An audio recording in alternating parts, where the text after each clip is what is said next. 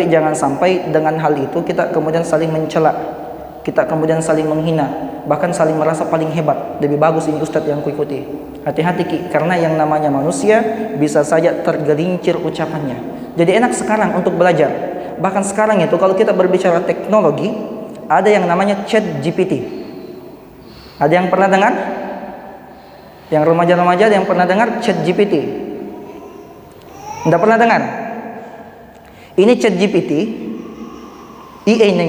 Jadi ini sebuah teknologi yang belajar. Kita ketik saja, kita masuk di Chat GPT, kita ketik, buatkan saya, kalau misalkan mahasiswa, buatkan saya makalah dengan judul akhlak kepada kedua orang tua. Langsunglah buatkan. Kalau misalkan kita ingin mengadakan, saya ingin mengadakan maulid, apa kira-kira tema yang cocok? Langsung ada. Sekarang cerdas ini apa-apa.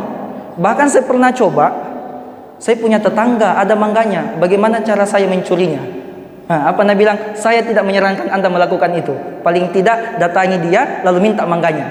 Nah, jadi diajarkan, ini teknologi sekarang. Chat GPT. Dan ini tugas bagi dosen ini Ustaz.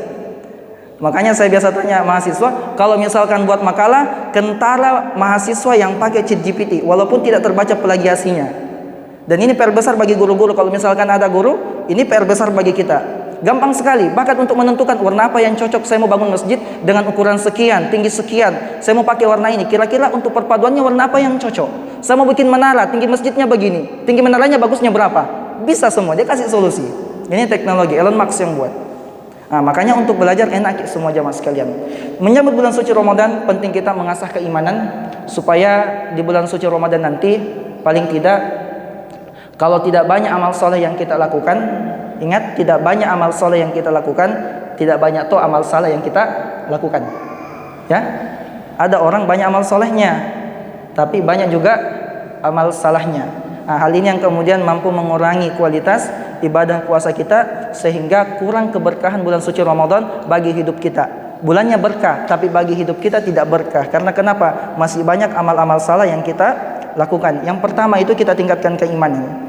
Berbicara tentang iman, Syekh Muhammad bin Ibrahim bin Abdul Tuwaijiri di dalam kitabnya yang berjudul Al-Kamil itu membagi iman ke dalam 4 tingkatan iman. Berapa? 4. Tingkatan iman yang pertama disebut rasa iman. Jadi iman ini harus kita rasa. Tidak hanya sebatas pengakuan, tapi betul-betul kita rasa. Bagaimana caranya merasakan iman? Dalam hadis Muslim nomor hadis 34. Kata Nabi, "Dzaka tu'mal iman man rada billahi rabba wa bil islami dina wa bi Muhammadin nabiyya wa rasulah." Rasanya iman itu akan terasa bagi orang-orang yang ridho Allah sebagai Tuhannya. Jadi sebelum masuk bulan suci Ramadan, kalau masih ada sesuatu yang kita pertuhankan selain Allah, tinggalkan sesuatu itu. Apa tadi? Kalau masih ada sesuatu yang kita pertuhankan selain Allah, maka tinggalkan sesuatu itu. Kemudian yang kedua, menjadikan Islam sebagai agama, masuk ke dalam Islam secara totalitas, masuki ke dalam Islam secara kafah, secara menyeluruh. Karena Islam ini merupakan agama yang sempurna dan paripurna. Jangan setengah-setengah. Contoh ya. Taat ki ibadah, tapi masih ki sering mak gosip. Taat ki ibadah, tapi maaf, pekerjaan kita identik dengan riba. Nah, ini pembahasan riba panjang nanti ini. Ada ustadz-ustadz yang memang secara khusus membahas itu tentang riba. Kalau saya secara pribadi belum sampai kapasitasnya membahas tentang riba. Tapi ini sangat berbahaya. Karena kenapa? Dosanya sangat besar. Kemudian mengakui bahwa Nabi Muhammad SAW sebagai Rasul utusan Allah. Bagaimana caranya kita amalkan sunnah-sunnah beliau?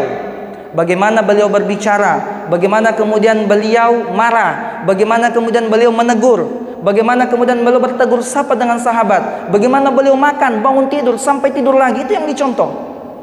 Karena beliau itu sudah mencontohkan aktivitas manusia dalam sehari idealnya seperti apa. Makanya dikatakan beliau adalah teladan. Bangun tidur, ada doanya? Ada. Setelah bangun tidur, masuk ke dalam WC, ada doanya? Ada adabnya. Keluar lagi dari WC, ada doanya? Ada adabnya juga ada. Keluar dari WC mau makan, ada adabnya. Ada doanya juga. Berpakaian ada doanya. Masuk lagi untuk tidur ada doanya. Bahkan sampai maaf, mau melakukan hubungan suami istri ada doa dan aturannya di dalam Islam, dan itu sudah dicontohkan oleh Nabi Muhammad SAW. Kalau misalkan kita jamaah tidak bisa ki ikuti sunnah-sunnah beliau secara keseluruhan, atau bahkan tidak mampu ki setengahnya, paling tidak saat ada orang yang mengamalkan sunnah beliau, jangan ki hina, jangan ki rendahkan ini. Apalagi kita cap kemudian orang-orang seperti itu sebagai teroris, radikal, sesat, aliran keras. Ini yang berbahaya. Karena kalau kita tidak bisa mempertanggungjawabkan ucapan kita, maka nanti di hari kiamat apa yang kita tuduhkan akan kembali kepada kita. Paham? Di kampung saya terjadi. Ada pengajian. Pengajiannya ini menggunakan sebuah metode yang mana metode ini dipakai oleh salah satu organisasi yang cukup besar di Indonesia. Mungkin kita kenal, ada namanya Nahdlatul Ulama. Ini siapa yang tidak kenal? Ada yang namanya Muhammadiyah. Yang baru-baru ini ada namanya Wahdah Islamiyah. Ketiga ini tidak ada satupun fatwa MUI. Kan kita punya MUI, Majelis Fatwa Ulama Indonesia. MUI ini yang kemudian kita ikuti fatwanya. NU itu tidak ada pun fatwa yang mengatakan NU sesat. Tidak ada fatwa yang mengatakan Muhammadiyah sesat. Begitu pula Wahdah, tidak ada. Terjadi di kampung saya, orang-orang yang melakukan kegiatan pengajian, belajar mengaji dengan metode di Rosa, tiba-tiba dibubarkan. Bahkan kabarnya sampai ke kabupaten. Dibubarkan sama Pak Camat. Padahal orang cuma mengaji, belajar mengaji di masjid. Dikatakan sesatlah segala macam. Ini yang berbahaya jemaah. Ya, jangan hanya karena berbeda paham ki, berbeda pendapat ki sama orang, tiba-tiba langsung kemudian kita salahkan dan katakan ia sesat. Dan ini terjadi. Ini orang yang bubarkan tidak kasih solusi. Ibu-ibu itu antusiasmenya sangat luar biasa. Banyak sekali belajar mengaji di masjid. Diajar dari awal memang, karena di Rosa itu memang pembelajaran Al-Quran khusus orang dewasa. Saya bukan orang dari dalam, bukan orang mereka. Tetapi ini sangat memprihatinkan ketika ada yang datang berusaha mendidik umat, tiba-tiba dibubarkan. Setelah dibubarkan mereka tidak kasih solusi. Bagus tidak kalau seperti ini? Maka hal-hal seperti ini kita buang. Jangan bawa di bulan suci Ramadan, supaya membarakah itu bulan untuk kita. Makanya kalau misalkan kita tidak bisa mengikuti sunnah Nabi, paling tidak jangan kihinalah orang-orang yang mengamalkan sunnah-sunnah beliau. Ini tingkatan iman yang pertama. Tingkatan iman yang kedua, ada yang disebut manisnya iman. Apa? Manisnya iman. Kan tadi sudah mirasa. Tentunya ketika berbicara tentang keimanan, yang ingin kita rasakan adalah manisnya iman, bukan pahit, bukan asam, bukan asin. Karena kapan itu yang dirasa, jangan sampai kita tidak suka sehingga kita tinggalkan keimanan itu, kita murtad, kita kafir, kita meninggalkan agama Allah yang lurus ini. Maka ada yang namanya manisnya iman. Hadis Bukhari nomor hadis 18, Muslim nomor hadis 43. Apa kata Nabi sallallahu alaihi wasallam? Salasun man kunna fihi wajala halawatal iman, an yakunallahu wa rasul ahabba ilaihi mimma siwahuma, wa yuhibbal mar'a la yuhibbuhu illa lillah, wa yaqra ayyauda fil kufri kama yaqrahu ayyuqdhafa fin nar. Jadi manisnya iman ini, kata Nabi sallallahu alaihi wasallam, mencintai seseorang yang tidak dicintai karena Allah. Bagaimana implementasinya, bagaimana pengaplikasiannya dalam kehidupan kita? Kalau ada orang rajin mengaji, ada orang rajin salat, ada orang rajin sedekah, maka dekatkan diri Anda kepadanya. Supaya apa? Kebiasaan-kebiasaan yang ia lakukan setiap hari menular kepada kita. Biar mama menonton banyak-banyak keutamaan ini, keutamaan ini, keutamaan ini, tapi kalau tidak ada action, tidak ada gunanya. Makanya untuk memaksimalkan diri kita melakukan aksi, dekati orang-orang yang melakukan. Karena saya pernah mendapati teman, dulu rajin sholat di masjid, rajin. Kemudian tiba-tiba hilang. Jadi waktu saya masih di kampung, sering sama-sama ke masjid. Kemudian naik, pada saat itu masih kuliah, naik ke Makassar, balik lagi ke kampung, hilang ini orang. Kemudian saya dapat di lapangan, baru sudah main bola. Ya, saya cerita sama dia. Saya tanya, "Weh saudara, kenapa tidak pernah ke masjid?" Apa Anda bilang? Tidak ada ikut teman. Makanya ketaatan itu butuh teman. Makanya cari ke orang ahli sedekah, dekati dia. Kalau misalkan sedekahnya banyak, paling tidak setengahnya lah. Kalau tidak bisa setengahnya lagi. Karena sedekah itu tidak harus banyak. Kata Nabi sallallahu alaihi wasallam, bersedekahlah walaupun dengan sebelah butir kurma. Karena hal ini kemudian mampu menjadi pemisah antara kita dengan neraka, dibuatkan pagar antara kita dengan neraka. Ij'alu bainakum wa bainan nari hijaban walau bisyiqqi tamratin. Buatlah batas penghalang antara diri kalian dengan neraka walaupun dengan sebelah butir kurma. Bayangkan satu kurma saja bisa menjadi asbab kita dijauhkan dari neraka. Sekarang di bulan suci Ramadan, kan ada biasa mapa buka. Dan kita sedekah di sana. Pertama, kita dapat pahala sebagaimana orang yang berpuasa. Yang kedua, kita kemudian dijauhkan dari neraka. Ada pagar, ada hijab antara diri kita dengan neraka. Dan kalau Allah yang buat hijab, maka itu tidak akan rusak, itu tidak akan hancur. Bayangkan, sebelah butir kurma saja. Sekarang saya tanya, biasanya ibu-ibu yang bawa pabuka, ibu-ibu, mau kita tidak kasih kurma di masjid 1 biji saja? 1 biji kita pakai pabuka, mau? Tidak sampai hati. Dan 1 biji saja itu sudah menjadi asbab, Bu. Dijauhkan kita dari neraka, ada penghalang. Apalagi kalau 10, apalagi kalau 20. Makanya dekati orang-orang yang ahli sedekah supaya kebiasaannya bersedekah menular kepada kita. Kemudian yang kedua, kita kemudian mendekati mereka yang ahli sholat. Paling tidak, ajakilah ke masjid. Masya Allah, teman-teman di jemaat tabligh itu luar biasa ajakannya kepada orang-orang. Paling tidak kalau misalkan kita sementara duduk-duduk, nongkrong-nongkrong, dia datang. Pak, ini sudah azan berkumandang, ayo sholat. Ada jauh lah namanya. Kita ambil sisi baiknya mereka. Adapun yang tidak kita sukai, kita cukup diam. Jangan sampai lisan kita ini membahayakan kita di kehidupan selanjutnya. Jadi, cari orang yang ahli ibadah, sholat, dekati dia supaya kita ikut sholat di masjid. Atau misalkan ada orang yang ahli puasa, supaya kita tidak enakan. Ini orang ahli puasa, tiba-tiba kita ajak, ayo pergi mengacara, ayo pergi nongki, ayo pergi nongkrong, ayo bikin-bikin gorengan. Tapi karena kita dapati ia sering sholat dan ternyata kita tenang memandangnya, maka dekati dia, boleh jadi tertular. Supaya apa? Orang-orang yang memandang kita merasakan ketenangan yang sama saat kita memandangnya. Lalu kemudian dikatakan juga dalam hadis ini, membenci diri melakukan kemaksiatan, sebagaimana bencinya dilemparkan ke dalam api neraka. Kira-kira kalau dilemparkan ke dalam api neraka, mau atau tidak? Tidak mau. Benci. Benci kalau dilemparkan ke dalam api neraka. Benci. Makanya hadirkan kebencian yang serupa saat ada maksiat mau kita lakukan. Kalau ada hal-hal jelek mau tak kerjakan, benci perbuatan itu sebagaimana bencinya kalau pada saat itu kita mau dilemparkan ke dalam api neraka. Kalau hal ini sudah tertanam di dalam diri kita, tertancap dalam di dalam hati kita, maka niscaya kita sampai kepada tingkatan iman yang kedua, namanya manisnya iman. Oke, apa tadi tingkatan iman yang pertama? Rasa. Tingkatan iman yang kedua, manisnya iman. Tingkatan iman yang ketiga, itu dalilnya Al-Quran surah Al-Anfal ayat 2-4. Posisi ayatnya sebelah kanan, baris kedua atau baris ketiga. Dikatakan oleh Allah, a'udzubillahi minasyaitonirrajim, innamal mu'minuna alladzina idza dzukirallahu wajilat qulubuhum wa idza tuliyat 'alaihim ayatuhu zadatuhum imanan wa 'ala rabbihim yatawakkalun alladzina yuqimunas salata wa mimma razaqnahum yunfiqun ulaika humul mu'minuna haqqan. Itu kata Allah. Jadi orang beriman itu apabila dia diperdengarkan nama Allah, bergetar hatinya. Bagaimana kita mengidentifikasi dalam kehidupan sehari-hari? Azan berkumandang, ada getaran hati, Allah memanggil saya. Sederhananya begitu. Jadi kalau misalkan ada azan berkumandang, kita dengar, maka ada getaran hati, kemudian kita katakan dalam hati, Allah memanggil saya. Sederhana. Kemudian apabila dibacakan ayat-ayat Allah, bertambah keimanannya. Artinya semakin mengaji, semakin ingin meneruskan bacaan. Coba cross check kehidupan kita jamaah. Lebih sering ini telinga mendengarkan musik atau mendengarkan bacaan Al-Quran? Ayo jujur. Jujur. Lebih sering mendengarkan musik atau mendengarkan bacaan Al-Quran? Al-Quran itu seribut-ributnya orang baca Quran.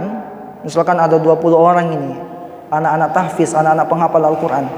Ketika kita coba menghafal juga di sampingnya, itu tidak akan terganggu. Tapi bayangkan kalau ada 20 orang main gitar. Tahu gitar? Yang dipetik-petik itu, kita pergi di dekatnya mengaji, kita menghafal, maka kita tidak akan konsentrasi, maka tidak bisa ketemu antara Al-Quran dengan musik. Makanya saya punya komunitas itu, sahabat Ummah, saya tanya sama teman-teman, ketika ada ayat yang kemudian dicantumkan dalam video dakwah, jangan cantumkan musik. Walaupun musik itu masih ada khilaf di antara ulama. Kalau kita rujuk sama ulama Madinah, haram. Itu sudah jelas, mutlak. Kita ikut sama ulama-ulama Mesir, boleh. Makanya saya pernah tanya sama adek, coba tanya syekh-syekhmu di sana, tanya guru-gurumu di sana, karena beliau ada di Al-Azhar. Kemudian dia tanya, lalu dia sampaikan kepada saya, kalau ulama-ulama kami di sini membolehkan musik, tapi dengan beberapa syarat. Ada ketentuan-ketentuannya. Tidak dibolehkan semuanya. Dan pendapat-pendapat itu dipegang oleh kalangan-kalangan Nahdlatul Ulama. Ada Buya Yahya, termasuk Ustadz Adi Hidayat, ada Ustadz Abdul Somad. Tapi kalau kita misalkan nonton ceramahnya Ustadz Syafiq, Ustadz Khalid, karena beliau ini merujuk sama ulama-ulama Madinah, maka mereka mengharamkan. Tapi ini barang masih menjadi perbedaan pendapat di antara para ulama dan tidak ada selesai-selesainya. Cuma kalau kita pasien ruqyah dan kita seorang peruqyah, jauhkan diri dari musik. Karena susah kita sembuh. Musik itu dalam hadis dikatakan celak-celak bagi syaitan untuk masuk ke dalam diri kita. Tali-talinya syaitan. Nah, tarik untuk dekat dengan mereka. Kemudian untuk merasakan getaran hati, betah dengan Al-Quran, ternyata rumusnya ada dua. Yang pertama, alladzina yuqimunas shalah, dirikan salat. Kemudian yang kedua, wa mimma razzaqnahum yunfiqun, sedekahkan apa yang Allah berikan kepada kita. Jadi apa-apa yang kita miliki jemaah sekalian itu titipan. Jangan kita merasa bahwa rumah yang kita punya milik kita sepenuhnya. Jangan kita merasa mobil, motor dan segala sesuatu yang ada di dalam rumah kita milik kita sepenuhnya. Karena kenapa? Jasad yang kita bawa, jasad yang selalu kita make up, jasad yang selalu kita rawat, itu pun bukan jaminan milik kita. Kenapa? Suatu saat ruh ini akan meninggalkan jasad.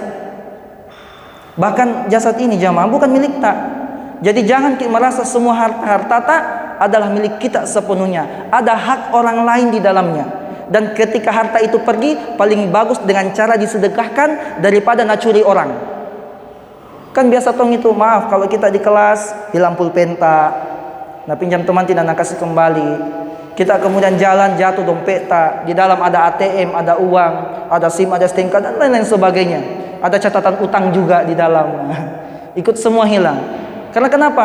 Bukan milik kita sepenuhnya. Dan paling bagus harta itu pergi dengan cara sedekah supaya ada pahala yang kita dapatkan. Kalau pergi hilang, awalnya maaf, kalau bahasanya di kampung meneko-nekoi dulu. Hilangnya rasi, hilang rasi. Siapa lagi yang ambil? Karena sudah mina cari, putus asa mina cari, tidak dapat ini hartanya, langsung dia bilang, ku ikhlaskan nih. Maka konsep ikhlas tidak begitu. Ikhlas itu hadir di awal, bukan di akhir. Kalau di akhir itu sudah namanya pasrah. Karena kenapa? Tidak dapat nih. Jadi seperti itu jamaah sekalian. Jadi rajin kita sedekah, rajin kita salat. Kalau hal ini sudah kita lakukan, apa kata Allah?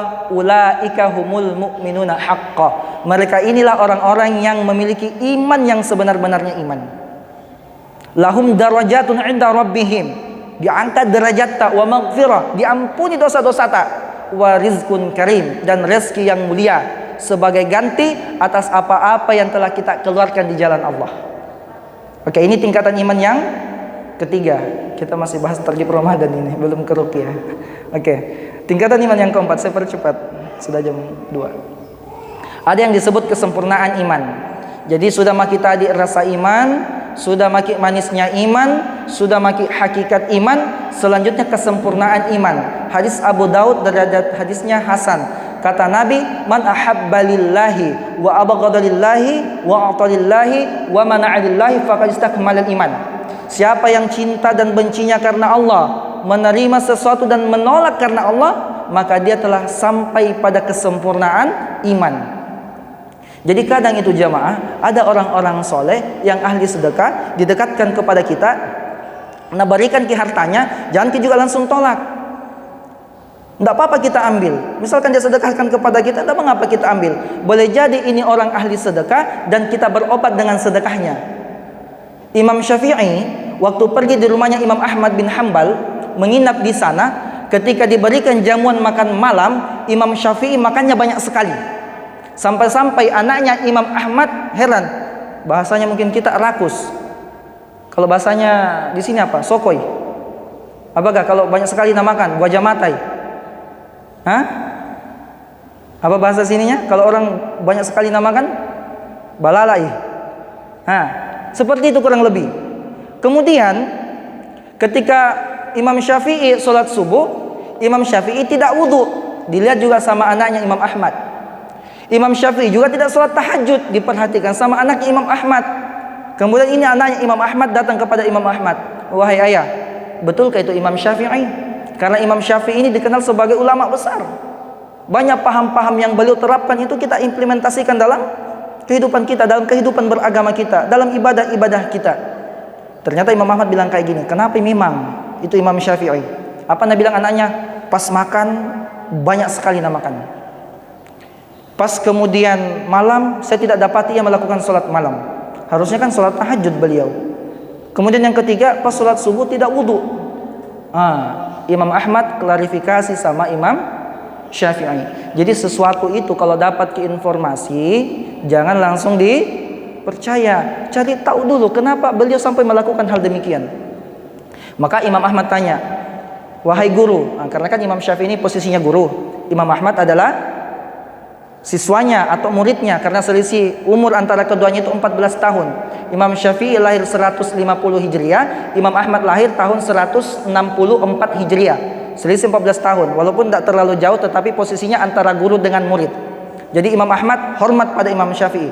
Ditanya, wahai guru, tadi anakku bilang pas anda makan, anda makannya banyak sekali. Apa kata Imam Syafi'i? Ketahuilah wahai Imam Ahmad, saya tahu kamu ini orang yang ahli sedekah, makanya dengan makanan yang engkau berikan kepada saya berobat dengan makanan itu. Jadi kalau ada orang lihat ki ahli sedekah, kita lihat dia sebagai seorang yang ahli sedekah, suka memberi, lalu ia berikan makanan kepada kita, maka gunakan makanan itu untuk berobat. Karena makanan yang diberikan oleh orang yang ahli sedekah bisa menjadi penyembuh bagi orang yang diberikan atau orang yang memakan sedekah itu. Itu kata Imam Syafi'i. Makanya biasa saya kalau ada teman, awalnya saya sampaikan, jangan nih, tapi kalau mendesak nak kasih, ya sudah saya ambil. Seperti itu. Belum lama ini ada teman, dia beli madu saya, orangnya ada di sini, ketemu di pinggiran kota, masih ada kembalinya uangnya, tapi dia bilang ambil saja. Ya sudah saya ambil. Semoga dengannya saya kemudian berobat. Saya gunakan uang itu untuk membeli makanan. Semoga dengan makanan yang saya makan kemudian mampu menyehatkan jasad saya. Jadi seperti itu konsepnya jemaah. Kemudian Imam Syafi'i juga dikatakan tidak sholat tahajud, karena memang beliau ketika mau tidur tiba-tiba teringat beberapa masalah fikih, lalu kemudian beliau menyelesaikan masalah itu supaya mampu memberikan manfaat kepada umat. Kemudian beliau juga tidak wudhu ketika sholat subuh. Ini yang paling membingungkan. Biasanya orang kalau mau sholat wudhu. Wudhu hukumnya wajib, sunnah atau apa? Wajib. Yakin wajib? Hukum asalnya wudhu. Hukum asalnya wudhu itu sunnah. Ya. Kecuali kita mau sholat dan kita dalam kondisi berhadas, maka kita wudhu, jatuh hukum wajib. Ada kaidah, kewajiban tidak akan terlaksana kecuali dengan sesuatu, maka sesuatu itu menjadi wajib. Jadi wudhu hukum asalnya sunnah, bukan wajib. Contoh, mungkin sholat maghrib, wudhu ki. Wudhu tidak batal sampai isya. Kira-kira wajib ki wudhu atau tidak? Tidak, karena ada wudhu tak. Makanya hukum asal wudhu sunnah, dan akan menjadi wajib apabila tidak terlaksana sesuatu kecuali dengan sesuatu itu. Imam Syafi'i tidak wudhu ketika mau sholat subuh. Maka apa kata Imam Syafi'i? Ketahuilah wahai Imam Ahmad, sesungguhnya sepanjang malam saya tidak pernah tertidur, dan wudhu saya ketika sholat subuh adalah wudhu yang saya gunakan ketika sholat isya. Makanya kita mantapkan keimanan kita ini jamaah untuk meraih kesempurnaan iman, sehingga bisa kita sambut bulan suci Ramadan. Kita punya bekal-bekal yang cukup, kita betul-betul siap dengan segala bentuk amal ibadah yang akan kita laksanakan di bulan suci Ramadan, yang mungkin di luar bulan Ramadan belum pernah kita lakukan. Selanjutnya kita masuk di ruqyah. Saya bicara 10 menit saja tentang ruqyah. Masih ada Ustadz Andi yang ingin menyampaikan. Ruqyah itu secara bahasa berarti jampi-jampi. Tahu jampi-jampi? Baca-baca. Jadi kalau ada santro, dukun, dia mengucapkan kalimat-kalimat yang tidak kita pahami, itu tetap dikatakan sebagai ruqyah. Tetapi ulama kemudian memberikan definisi. Didefinisikanlah ruqyah itu membacakan ayat suci Al-Quran, dibacakan firman-firman Allah, kemudian doa-doa yang pernah dicontohkan oleh Nabi. Dengan apa? Kita memohon pertolongan kepada Allah, semoga orang yang diruqyah ini bisa sembuh. Jadi yang dibaca firman Allah, ayat-ayat Al-Quran, kemudian doa-doa yang pernah diajarkan Nabi, atau dengan doa-doa yang dipahami. Jadi kalau misalkan jamaah, Kita orang Bugis pergi berobat sama orang Jawa. Ketika orang Jawa berdoa pakai bahasa Jawa, bukan dilarang, hati-hati Ki. Karena kenapa? Kita tidak paham apa yang dia minta. Kita tidak paham apa yang dia ucapkan. Tapi kalau misalkan kita orang Bugis, berdoa sama orang Bugis juga, kemudian dia doanya pakai bahasa Bugis juga, dan kita paham apa yang dia ucapkan, tidak mengapa. Jadi jangan tongki juga gampang menyalahkan. Itu doanya tidak bahasa Arab, bahasa Bugis sih. Tidak mengapa doa pakai bahasa Bugis. Di kampungku doa pakai bahasa Patinjo tidak mengapa juga. Pakai bahasa yang kita pahami, karena Allah mengetahui segala bahasa. Dialah pusatnya ilmu. Dialah yang memiliki ilmu. Makanya kalau kita doa pakai bahasa Bugis, tidak mengapa. Doa pakai bahasa Patinjo tidak mengapa. Ya Allah, palampai umurku, tidak mengapa. Tapi kalau kita orang Bugis meminta bantuan kepada orang Jawa, dia pakai bahasa Jawa, hati-hati. Jangan sampai di dalam doanya ada ucapan-ucapan yang batil. Ini ruqyah. Kemudian ruqyah itu biasanya jamaah diidentikan dengan gangguan-gangguan jin. Toh, ngeganggu ka jin di ruqyah. Padahal pelupa saja, kita sering lupa, cepat lupa, itu bisa diruqyah. Ada caranya. Ada sebuah kisah namanya Utsman bin Abi Al-As. Ini Utsman bin Abi Al-As, dia bercerita. Apa katanya? Syakutu ila Rasulullah sallallahu alaihi wasallam nisyan al-Qur'an. Fadaraba sadri biyadi. Jadi ini Utsman datang kepada Nabi. Dia mengeluhkan tentang kelupaannya terhadap Al-Qur'an. Jadi dia datang kurang lebih redaksinya kayak gini. Wah Rasulullah, sini selalu lupa sama Al-Qur'an. Saya hafal lupa, saya hafal lupa.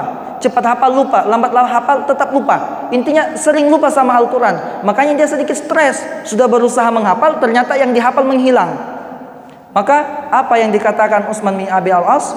Fadaraba sadri biyadi. Kemudian beliau menepuk-nepuk dadaku, ditepuk-tepuk pundakku. Maka Rasulullah sallallahu alaihi wasallam berkata pada saat itu, "Ya syaitan, ukhruj min sadri Utsman." Wahai syaitan, keluarlah dari dadanya Utsman.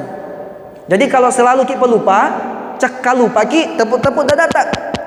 Sambil katakan, "Ya syaitan, ukhruj min sadri." Kalau misalkan susah ki pakai bahasa Arab, wahai setan, keluar dari dadaku.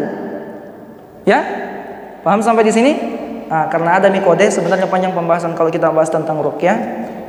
Karena tadi materinya habis di terlip Ramadan.